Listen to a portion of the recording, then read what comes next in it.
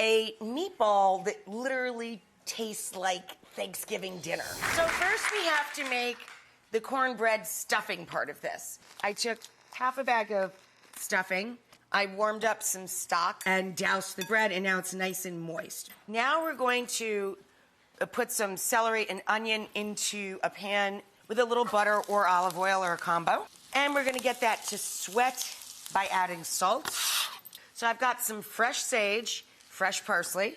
Throw it in there. We're gonna put a little poultry seasoning blend over our ground turkey. You can buy the all white meat turkey, that's 99% lean.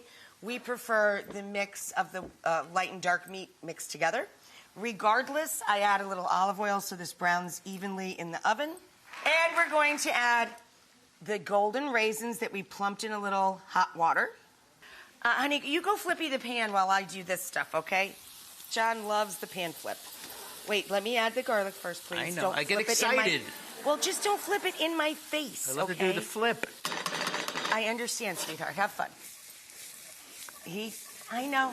Look at me. He's very I'm a pro. happy. To our mixture, we're gonna add an egg. Now, when this is 1 or 2 more minutes soft, you're going to add this to this bowl so it can cool. Gotcha. Okay? To the turkey, we're gonna add like a scant half palm full of fennel seed. I already have salt and pepper in there. So you see how this is all gonna come together. We have potatoes, like shapes, like sizes. Start with cold water, cover it by a couple inches. Bring it up to a full boil, then salt. Now we're going to add 2 full bulbs of garlic. Once we roast garlic, it becomes really sweet and delicious. We have 6 potatoes here. You're gonna use 2 bulbs of that sweet garlic. All you do is cut the end off the bulb of garlic to expose all the cloves, put a little drizzle of oil on it, make a foil pouch, and roast it until it's really smooth and sweet and tender. A little bit of nutmeg I'm gonna grate down in there, and I'm gonna roll the potatoes and the garlic through the ricer. Butter and warm milk. Put it right in there, buddy. Thank you, my friend. Add a little pinch of white pepper and nutmeg, salt to taste. So I have a foil and parchment lined tray here, which John is going to thankfully put in the oven. So we're gonna get these guys into the oven. And we're gonna talk about, again, remind you how we're gonna serve them.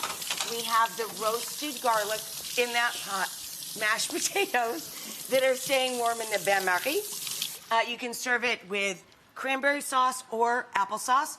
We have an applesauce here that's sweet and savory, just cooking, just in more apples, really, and it's in its own juices. Apples. It's apples with apples. It's cider and some fresh thyme and diced apples of any variety, and you cook them down into like a chunky sauce, or of course you can just make cracked cranberry sauce. You make a beautiful bed of your roasted garlic mashed potatoes.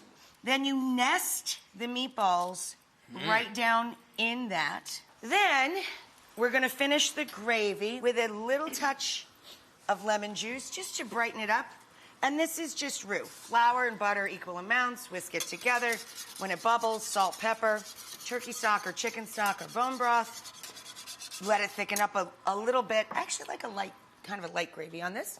And add all of your same herbs, your usual suspects for this time of year or Thanksgiving.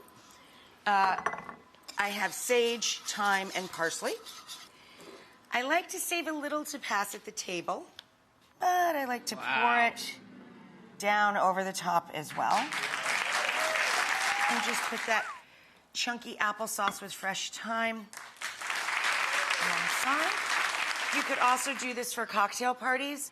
You make little teeny tiny bite-sized meatballs, put it in a dollop of the roast mashed potato, put the gravy on the side and a dot of cranberry sauce on top, and then they just dunk and take it away at the party. Wow.